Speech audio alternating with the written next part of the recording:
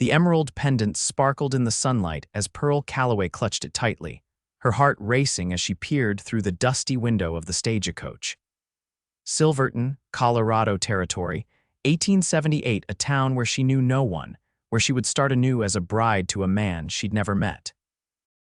The mountains loomed in the distance, majestic and imposing against the clear blue sky, much like the uncertain future that awaited her. "We'll be arriving shortly, madam," the driver called down. "Silverton's just beyond that ridge," Pearl nodded, though no one could see her. Her fingers traced the intricate silver setting that held the emerald, the last gift from her grandmother. "For luck in love," grandmother had whispered before she passed. Now it was all Pearl had left of her family, that, and a marriage arrangement with a mining company owner who needed a wife. The stagecoach lurched over a rock, jostling Pearl against the opposite seat. She straightened her simple blue traveling dress and adjusted the small hat pinned to her auburn hair. 22 years old, and traveling alone across the country to marry a stranger, the thought still seemed unreal. When the stagecoach finally rolled into Silverton, Pearl was struck by the raw, unfinished nature of the town. Buildings in various stages of construction lined the muddy main street. Men outnumbered women 20-1, and their stares as she descended from the coach made her cheeks flush. "Miss Calloway," a thin man with spectacles stepped forward. "I'm Harold Jenkins, Mr. Prescott's associate. I regret to inform you that Mr. Prescott has been delayed at his mine. He sends his apologies and has arranged accommodations for you at the hotel until his return." Pearl's stomach tightened. When does he expect to return? A week, perhaps two. Mining business is unpredictable. Jenkins gestured toward a 2-story building with peeling paint. "The Silver Dollar Hotel, it's the finest in town." That wasn't saying much, Pearl thought as she followed Jenkins. Inside, the hotel smelled of tobacco and whiskey. The proprietress, a sturdy woman named Mrs. Holloway, showed Pearl to a small but clean room on the second floor. "Not many women come through here," Mrs. Holloway said, eyeing Pearl's emerald pendant. "Especially not ones wearing jewelry like that." "Best keep it hidden, dear." Pearl's hand instinctively covered the necklace. "It was my grandmother's. Don't matter whose it was. Men around here get ideas when they see something shiny." After Mrs. Holloway left, Pearl sat on the edge of the bed, exhaustion washing over her. She should have been meeting her future husband today, not sitting alone in a strange hotel. She removed the necklace and held it up, watching the emerald catch the late afternoon light. The jewel seemed to pulse with its own inner fire. "I need your luck now, grandmother," she whispered. The next morning, Pearl ventured into town, determined to familiarize herself with what would soon be her home. Silverton was bustling with activity, miners coming and going, supply wagons rolling through, and the constant sound of construction. She paused outside a general store, reading a notice about upcoming stage performances, when a deep voice spoke behind her. "New in town." Pearl turned to find herself looking up at a tall man with broad shoulders and eyes the color of a summer sky. His face was tanned from the sun, with faint lines around his eyes that suggested he smiled often. A cowboy hat sat atop his dark blonde hair, and he wore a simple flannel shirt with a leather vest. "Yes," she replied, suddenly conscious of how alone she was. "I arrived yesterday." "Wyatt Delaney," he said, tipping his hat. "I run cattle on the range outside town." "Pearl Calloway," she responded, then added quickly, "soon to be Pearl Prescott." Something flashed in his eyes. "You're Prescott's mail-order bride." The way he said it made her spine stiffen. "I prefer to think of it as an arranged marriage." Wyatt's lips quirked into a half-smile. "My apologies, Miss Calloway, no offense meant, just surprised that Prescott would leave his bride waiting. Mr. Prescott is attending to important business," she said defensively, though she shared his sentiment. "I'm sure he is." Wyatt glanced at the emerald pendant at her throat. "That's mighty fine jewelry for Silverton." Pearl's hand went to the necklace. "It was my grandmother's." "Best be careful showing that around. Not everyone in Silverton is honest." His eyes crinkled when he smiled. "If you need any help while you're waiting, I'm usually in town every couple of days." "Thank you, Mr. Delaney, but I'll be fine." As Wyatt tipped his hat again and walked away, Pearl couldn't help watching him go. There was something about his easy confidence that both irritated and intrigued her. Over the next few days, Pearl settled into a routine. She explored the town, wrote in her journal, and waited for word from her fiancé. On her fourth day in Silverton, she was having lunch at the hotel when a well-dressed woman approached her table. "You must be Pearl Calloway," the woman said, extending a gloved hand. "I'm Victoria Prescott, your fiancé's sister. I've just arrived from Denver and wanted to meet you." Pearl stood, surprised but pleased. "It's wonderful to meet you, Miss Prescott. Please join me." Victoria sat gracefully, her expensive dress rustling. "My brother writes that he's been delayed longer than expected. The new silver vein they've discovered is quite promising." Her eyes settled on Pearl's necklace. "What a beautiful piece." "Thank you. It belonged to my grandmother." Victoria leaned closer. "May I?" At Pearl's nod, she examined the emerald. "Exquisite. I have quite an interest in fine jewelry. My brother mentioned you were bringing some family heirlooms." "Just this, actually," Pearl replied, feeling slightly uncomfortable. "Really? I was certain he mentioned a collection." Victoria released the pendant. "Well, it's lovely. You must be careful with it. Silverton has its share of unsavory characters." After lunch, Victoria insisted on showing Pearl around town, pointing out businesses her brother had interests in. By the time they returned to the hotel, Pearl was exhausted. "I've enjoyed our day," Victoria said. "Would you do me the honor of joining me for dinner tomorrow night? I'm hosting a small gathering at my brother's house, and it would be the perfect opportunity to introduce you to some of Silverton's prominent citizens." Pearl agreed, pleased to finally have a connection to her future husband. The next evening, Pearl dressed in her best gown, a dark green silk that complemented her pendant. Victoria had sent a carriage, and Pearl felt a flutter of anticipation as it carried her to the edge of town, where the larger homes were situated. Prescott's house was a handsome two-story structure with a wide porch. Inside, about a dozen guests mingled in the well-appointed parlor. Victoria, resplendent in a burgundy gown, introduced Pearl to everyone as "my brother's betrothed." As the evening progressed, Pearl began to relax. The guests were welcoming, and Victoria was attentive. After dinner, the men retreated to the study for cigars, while the women gathered in the parlor. "Pearl, would you help me bring in the dessert trays?" Victoria asked. In the kitchen, Victoria opened a sideboard. "Would you mind wearing these tonight? They belong to our mother, and it would mean so much to see them worn again." She held out a pair of pearl earrings. "They're beautiful," Pearl said, touched by the gesture. She removed her own simple earrings and put on Victoria's. "How do they look?" "Perfect. Oh, and would you mind removing your necklace just for tonight? The emerald is stunning, but Mother's pearls really should stand alone." Pearl hesitated. She rarely removed her grandmother's pendant, but Victoria's request seemed reasonable. She unclasped the necklace and handed it to Victoria, who placed it in a small drawer. "I'll keep it safe until the end of the evening," Victoria promised. When they returned to the parlor, the men had rejoined them. Pearl was in the middle of a conversation about life in Boston when shouting erupted from the foyer. "Where is she?" a man's voice demanded. The parlor door burst open and Sheriff Evans entered, his expression grim. "Sorry to interrupt, folks. I'm looking for a Miss Pearl Calloway." Pearl stood, her heart racing. "I'm Pearl Calloway," the sheriff approached her. "Miss Calloway, I'm afraid I need to take you into custody. You're accused of stealing a valuable emerald necklace from Mrs. Eugenia Weber of Denver." The room fell silent. Pearl felt the blood drain from her face. "That's absurd. My necklace belonged to my grandmother." "Madam, Mrs. Weber has provided a detailed description of the piece, which matches what several witnesses have seen you wearing. She's offered a substantial reward for its return."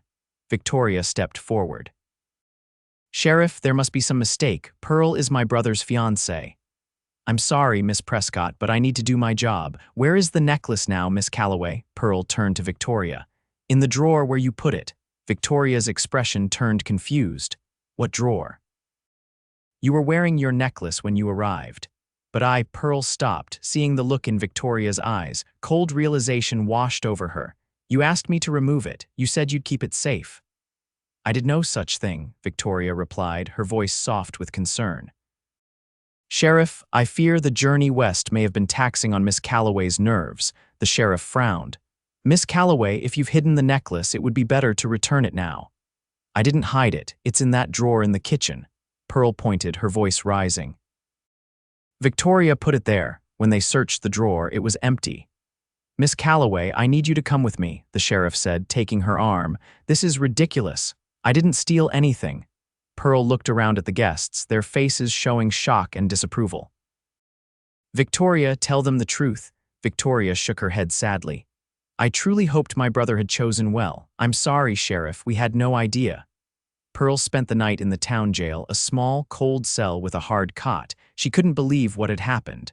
Why would Victoria do this to her? What would her fiancé think when he returned? Morning came with the sound of the cell door being unlocked. Pearl sat up, expecting the sheriff, but instead saw Wyatt Delaney standing there. Mr. Delaney, Miss Calloway. He looked serious. I heard what happened, thought you might need some help. I didn't steal that necklace, she said immediately. It was my grandmother's. I believe you. The simplicity of his statement nearly brought tears to her eyes. The sheriff's letting you out in my custody while he investigates. I paid your bail. Why would you do that? You barely know me. Wyatt's expression softened. Let's just say I know Victoria Prescott better than most, and something about this doesn't sit right. Outside the jail, Pearl breathed in the fresh morning air. I don't understand why Victoria would do this. That necklace is all I have left of my grandmother. Victoria does what benefits Victoria, Wyatt said grimly, and if that necklace is as valuable as people say, that's reason enough for her. But what about her brother? What will he think when he returns to find his fiancée accused of theft? Wyatt looked uncomfortable. About that. There's something you should know about Prescott. Before he could continue, a commotion down the street caught their attention. A crowd had gathered outside the Silver Dollar Hotel. As they approached, Pearl saw Mrs. Holloway in heated conversation with Victoria Prescott and Sheriff Evans. I've run this hotel for 15 years, Mrs. Holloway was saying, and I've never had a thief stay under my roof. The evidence speaks for itself, Victoria replied coolly. The stolen emerald was found among her belongings. Pearl pushed through the crowd. That's impossible. All heads turned toward her. Sheriff Evans frowned. Miss Calloway, you're supposed to be with Mr. Delaney. I am, she said as Wyatt appeared behind her. What's happening? Victoria's eyes narrowed at the sight of Wyatt. Sheriff, we searched Miss Calloway's room as you suggested.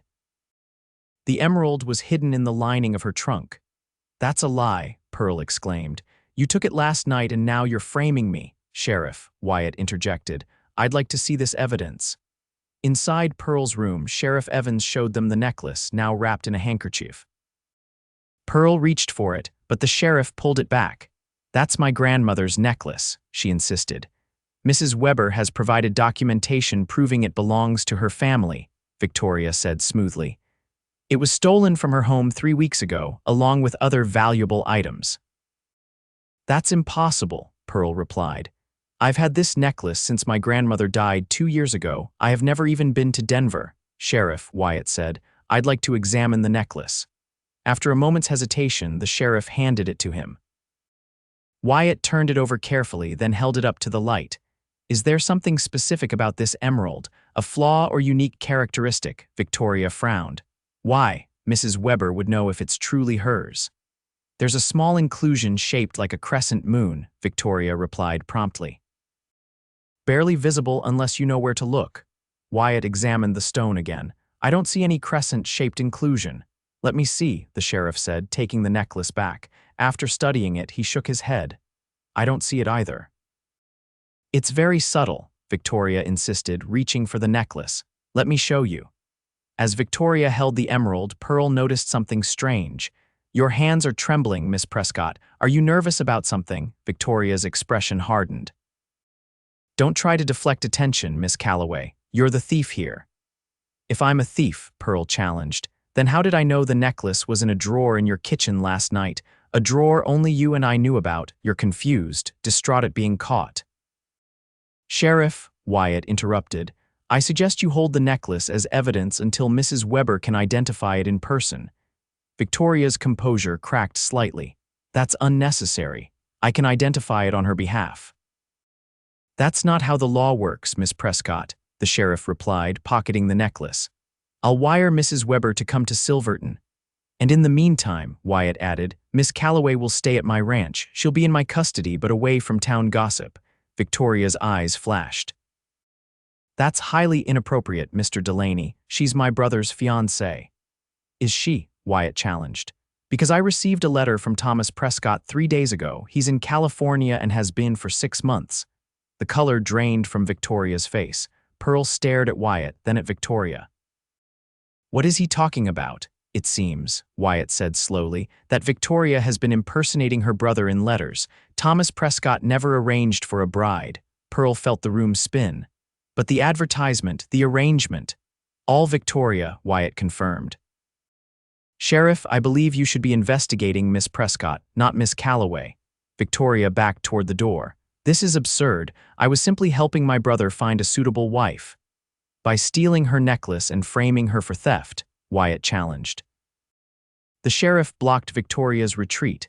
Miss Prescott, I think you'd better come with me. We have some questions to sort out. As Victoria was led away, Pearl sank onto the bed, overwhelmed.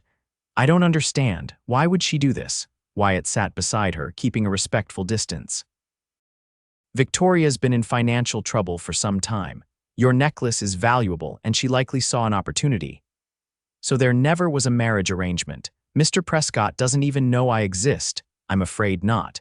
Pearl covered her face with her hands, humiliation washing over her. I've been such a fool. No, Wyatt said gently.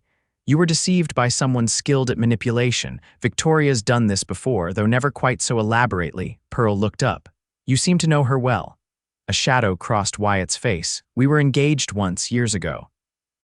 Until I discovered her true nature. The next few days passed in a blur.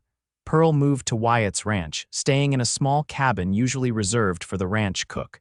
Victoria remained in jail, refusing to confess but unable to explain the contradictions in her story. Wyatt's ranch was several miles outside of town, a modest spread with good grazing land and a small herd of cattle. His ranch house was simple but comfortable, built of sturdy logs with a stone fireplace. On her third evening there, Pearl sat on the porch, watching the sunset paint the mountains in gold and crimson. Wyatt emerged from the house, carrying 2 cups of coffee. Thought you might want this, he said, handing her a cup. Thank you. She sipped the strong brew. Not just for the coffee, but for everything. I don't know what would have happened if you hadn't stepped in. Wyatt leaned against the porch railing. Victoria can be convincing. I learned that the hard way. What happened between you two? Pearl asked, then quickly added, if you don't mind my asking. He was quiet for a moment. We met when I first came to Silverton about 5 years ago. I was working as a trail guide then, saving to buy this ranch. Victoria was beautiful, charming. Made me believe she saw something in me worth loving. But she didn't. What Victoria loves is money and status. When she realized I wouldn't have either any time soon, she found reasons to delay our wedding. Then I caught her stealing from her brother's safe. When I confronted her, she claimed she was just borrowing the money. Did you believe her? I wanted to. But then I found out she'd been spreading rumors about me in town, saying I was unstable, dangerous, setting the stage to discredit me if I ever revealed what she'd done. He took a sip of coffee. By the time I understood who she really was, she'd moved on to a wealthy mine owner from Denver. Mrs. Weber's husband, Wyatt nodded. The same. I'm guessing that's where she saw your grandmother's necklace and hatched this plan. Pearl's hand went to her throat, where the emerald usually rested. The sheriff still held it as evidence. I feel so lost now. I came west with a plan, misguided as it was. Now I have nothing, no fiancé, no future, just a one-way ticket to a town where everyone thinks I'm a thief. Not everyone, Wyatt said quietly. The next morning, a telegram arrived from Denver.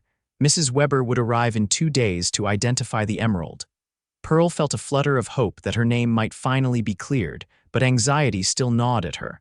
What would she do afterward? She had barely enough money for a stagecoach ticket back east, and nothing to return to even if she could afford it. You're worrying again, Wyatt observed as they rode toward town. He'd been teaching her to ride, claiming it was an essential skill in the West. I can't help it, she admitted. Even if Mrs. Weber confirms the necklace is mine, what then? I came here to be a bride, and that was a lie. Not everything in Silverton is a lie, Wyatt said, and you might find there's a place for you here yet. In town, they found Sheriff Evans in conversation with a distinguished-looking gentleman outside the jail. "Ah, Mr. Delaney, Miss Calloway," the sheriff called. "This is Judge Wilson from Denver. He's come about Miss Prescott." The judge nodded solemnly. "I'm afraid Victoria Prescott has a history of confidence schemes. She's wanted in Denver for similar activities. When I heard about this case, I came immediately." "What about her brother?" Pearl asked. "Is there really a Thomas Prescott?" "There was," the judge replied. "He died in a mining accident last year. Victoria has been using his name and property since then." The revelation left Pearl speechless. Wyatt placed a hand on her arm, steadying her. "Sheriff," Wyatt said, "given this information, I believe Miss Calloway should have her necklace returned immediately." Judge Wilson agreed. "If you can provide any evidence the necklace belonged to your grandmother, Miss Calloway, I'm inclined to rule in your favor without waiting for Mrs. Weber." Pearl thought quickly. The back of the pendant has an inscription. My grandfather had it engraved for their anniversary. The sheriff retrieved the necklace from his safe. Pearl turned it over to reveal the tiny words, "To Margaret, my emerald-eyed love, forever, James, 1850. Judge Wilson examined it carefully. "This seems conclusive to me. Sheriff, please return Miss Calloway's property." As the necklace was placed in her hand, Pearl felt tears spring to her eyes. "Thank you," she whispered. Outside the sheriff's office, Pearl clasped the pendant around her neck, feeling as though a piece of herself had been restored. "What happens to Victoria now? She'll be transferred to Denver to face charges there," Wyatt explained. "And hopefully your name will be fully cleared once Mrs. Weber arrives." 2 days later, Eugenia Weber stepped off the stagecoach. She was a formidable woman in her 50s, dressed in the latest Denver fashion. When she was shown Pearl's necklace, she shook her head immediately. "This is not my emerald. Mine was at least twice this size and set in gold, not silver, and it certainly didn't have an inscription to someone named Margaret." The final pieces fell into place. Victoria had invented the theft to discredit Pearl, probably planning to sell the emerald once Pearl was convicted of stealing it. Mrs. Weber turned to Pearl.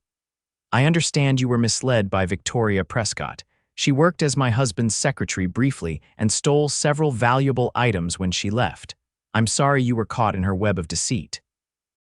With Victoria being transported to Denver and her name cleared, Pearl faced the question of what to do next. She had no reason to stay in Silverton, yet the thought of leaving caused an unexpected ache in her chest. That evening, Wyatt invited her to dinner at his ranch house. He'd gone to considerable effort, setting the table with his best dishes and preparing a surprisingly good meal. "I didn't know you could cook," Pearl said, enjoying the venison stew. "A man living alone learns to fend for himself," he replied with a smile. "Though I'll admit this is better than my usual fare." After dinner, they sat by the fire. The warm glow highlighted the strong lines of Wyatt's face, and Pearl found herself studying him. In the short time she'd known him, he'd shown more character and kindness than most men she'd met in her entire life. "I've been thinking," Wyatt said, breaking the comfortable silence. "Silverton's growing. There's talk of building a proper school next year. They'll need a teacher." Pearl looked at him in surprise. "How did you know I was a teacher in Boston? You mentioned it that first day when you were telling me about your journey west." He met her gaze. "Would that interest you, staying in Silverton?" Her heart quickened. "It might. But I'd need somewhere to live, and the hotel is not suitable for a respectable teacher," he finished. "I was thinking you might consider staying here, in the cabin, I mean," he added quickly. "At least until you find something more permanent in town." "That's very generous," she said carefully, "but wouldn't people talk?" Wyatt set his coffee cup aside and leaned forward. "Pearl, I'm not offering just because I think you need help. These past days, getting to know you, I've come to care for you, more than I expected to." Pearl felt warmth spread through her that had nothing to do with the fire. "Wyatt, I'm not asking for promises," he continued. "Just a chance, to see if what I'm feeling might be something you could feel too in time." Pearl touched the emerald at her throat, remembering her grandmother's words, "For luck in love." Perhaps this was what she meant all along. I think, Pearl said softly, that I'd like to stay in Silverton, at least for a while. The days stretched into weeks and Pearl settled into life at Wyatt's ranch. She helped with chores, learned to cook Western-style meals, and continued her riding lessons. In the evenings, they would sit on the porch, talking until the stars filled the sky. News came that Victoria had been sentenced to 5 years in prison for her various schemes. The townsfolk of Silverton, learning the truth, began to accept Pearl. When she mentioned her teaching experience to the town council, they eagerly offered her a position for the coming school year. One evening in late summer, Wyatt took Pearl riding to his favorite spot on the ranch, a high meadow overlooking the valley, with the mountains rising majestically beyond. The wildflowers were in full bloom, painting the grass with splashes of color. "It's beautiful," Pearl said, dismounting from her horse. Wyatt spread a blanket on the grass. From his saddlebag, he produced a small picnic bread, cheese, and peaches he'd traded for in town. As they ate, watching the sun sink toward the mountains, Pearl realized how content she felt. The disappointment and humiliation of her arrival in Silverton seemed distant now, replaced by a sense of belonging she hadn't expected to find.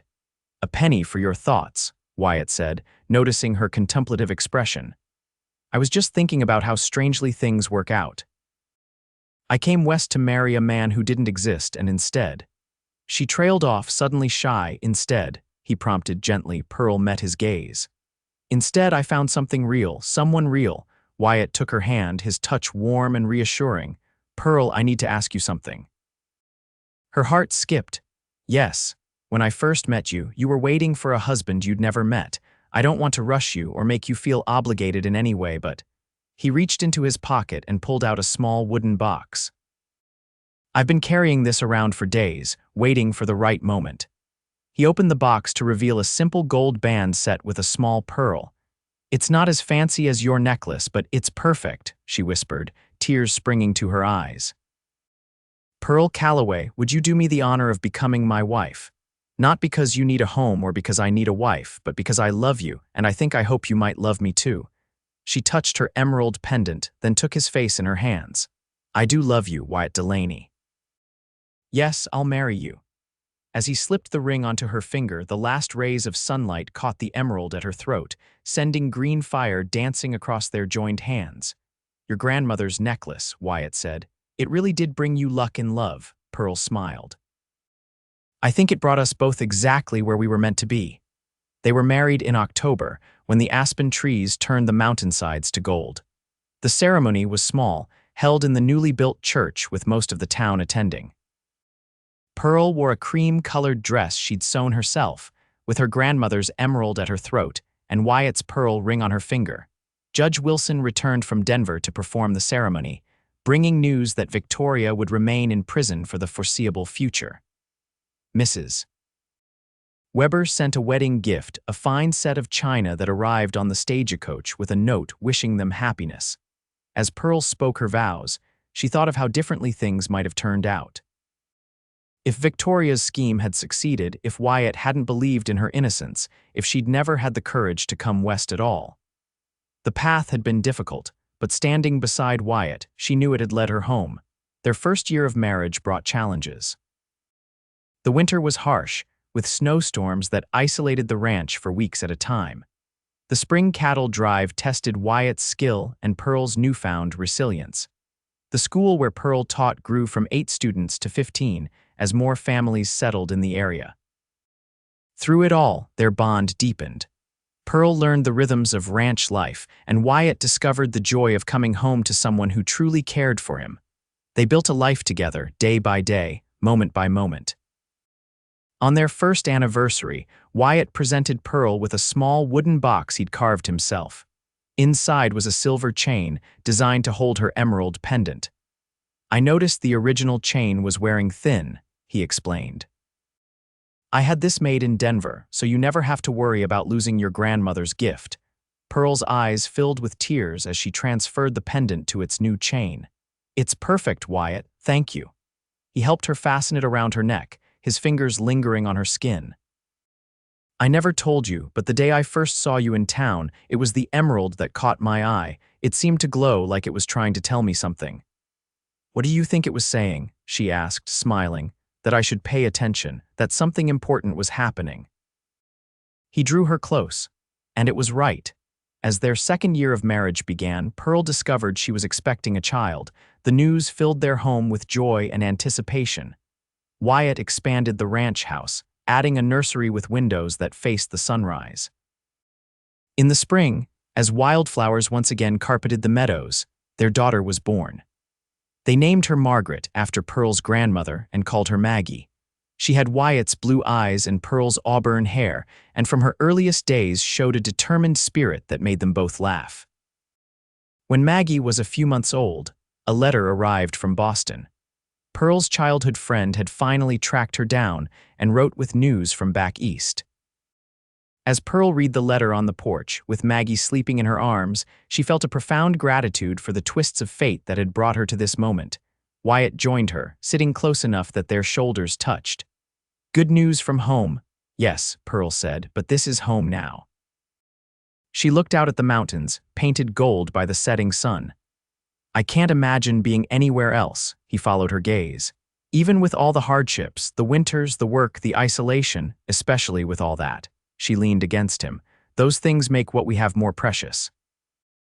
We've earned this happiness, Wyatt. He kissed her temple.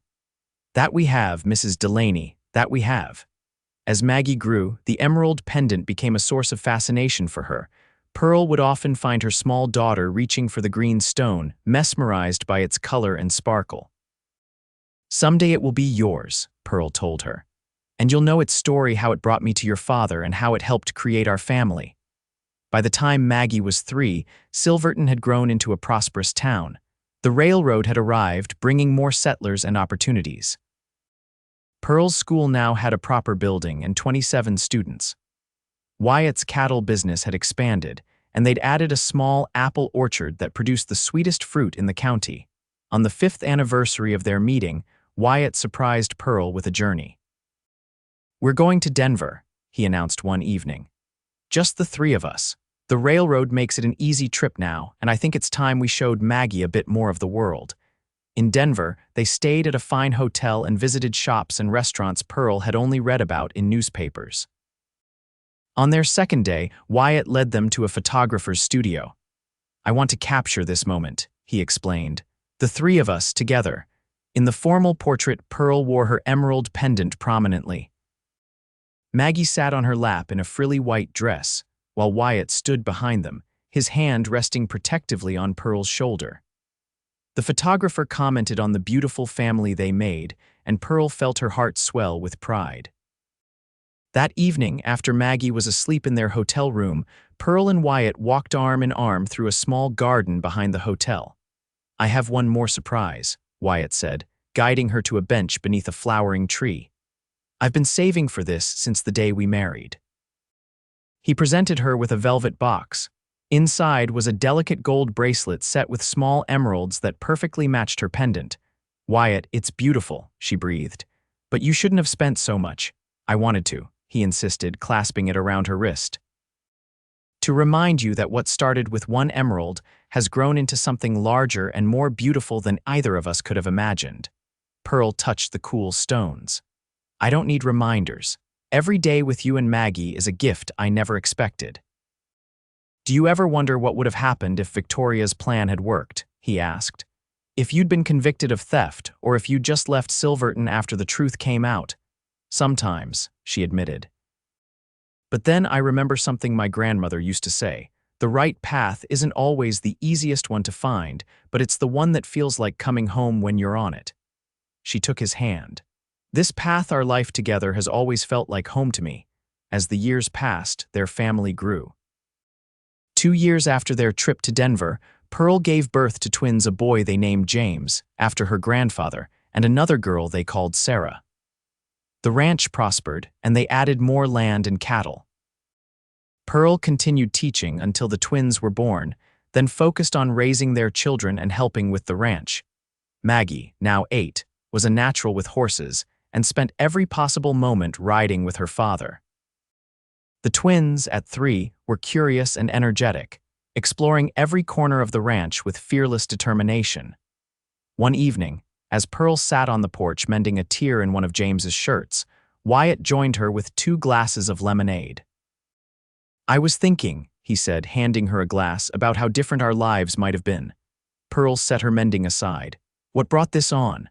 "I saw Victoria today," he said quietly. "In town." Pearl's hand went to her necklace. "Victoria, she's out of prison," he nodded. "Released last month, apparently. She's passing through on her way to California. She looks older, harder. Did she see you?" "Yes, we spoke briefly. She asked about you." Pearl felt a chill despite the warm evening. "What did you tell her?" "The truth. That you're my wife, the mother of my children, and the best thing that ever happened to me." He took her hand. She seemed genuinely surprised that something good came from her scheme. Pearl thought about Victoria, the woman who had tried to ruin her life and inadvertently led her to happiness. "I should hate her, but I can't quite manage it anymore. Not when her actions, however malicious, brought me to you." Wyatt squeezed her hand. "That's what I love about you, Pearl, your capacity for forgiveness and your ability to find the good in difficult situations." "Did she say where she's going in California?" "San Francisco.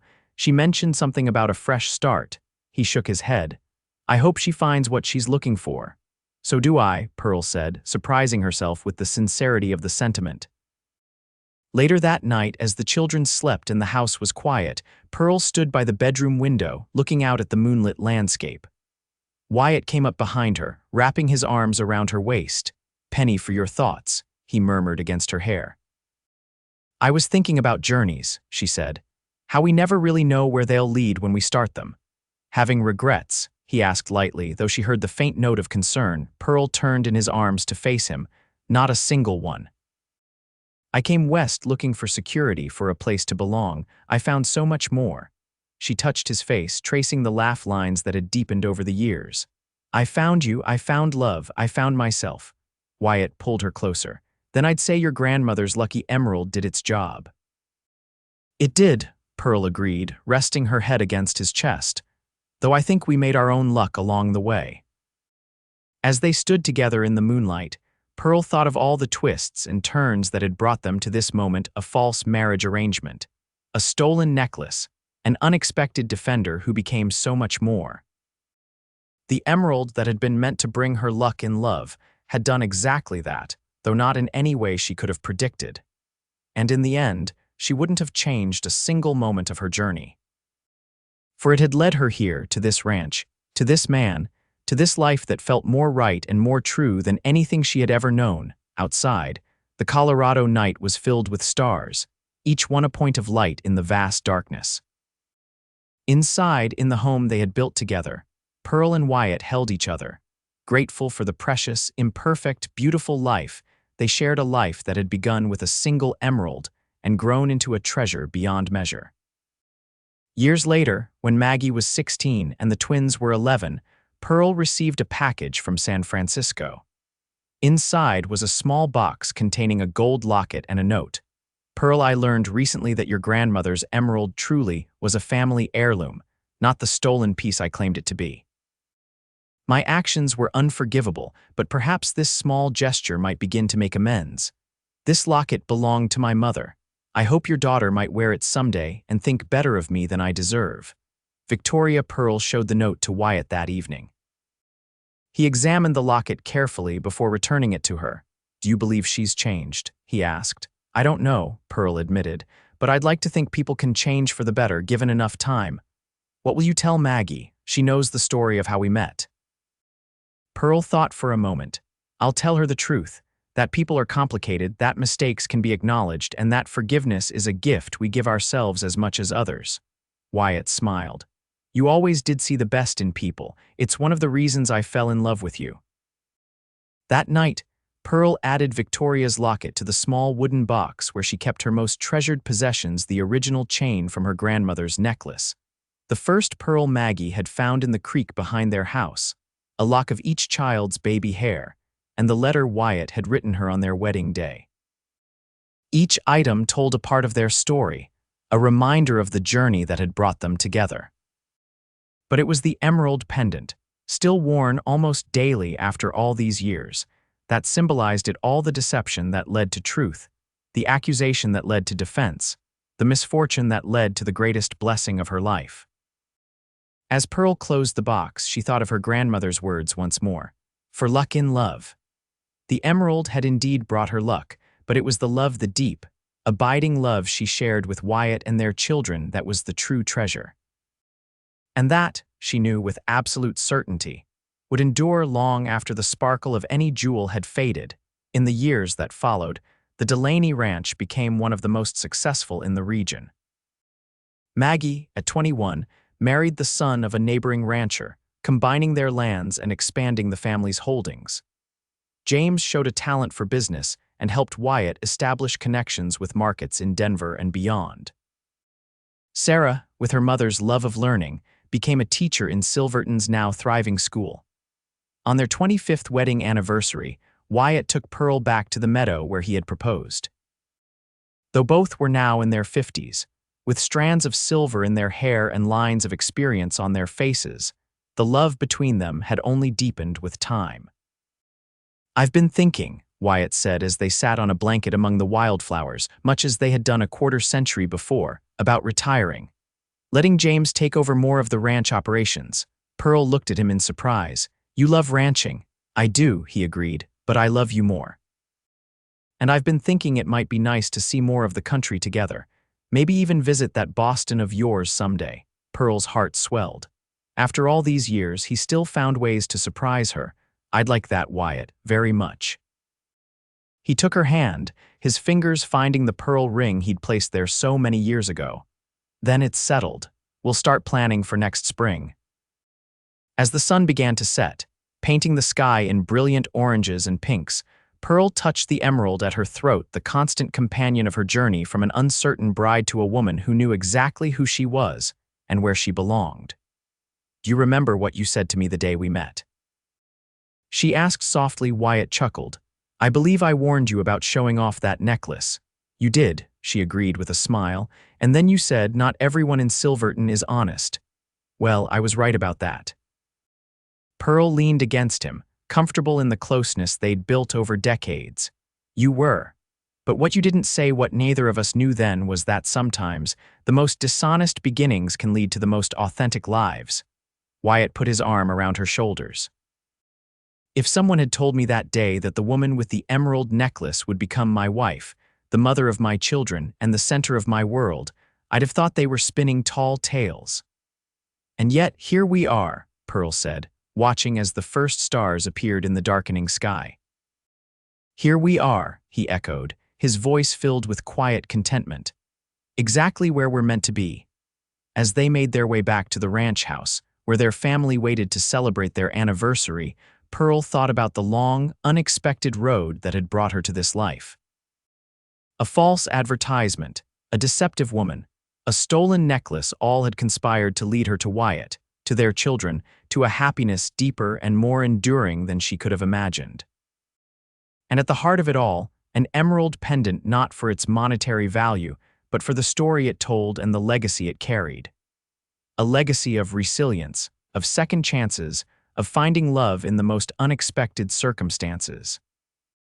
A legacy that would continue long after they were gone, passed down through generations of Delaneys, along with the story of a bride accused of theft and the cowboy who believed in her innocence, a story of how the truth, no matter how deeply buried, eventually finds its way to the light.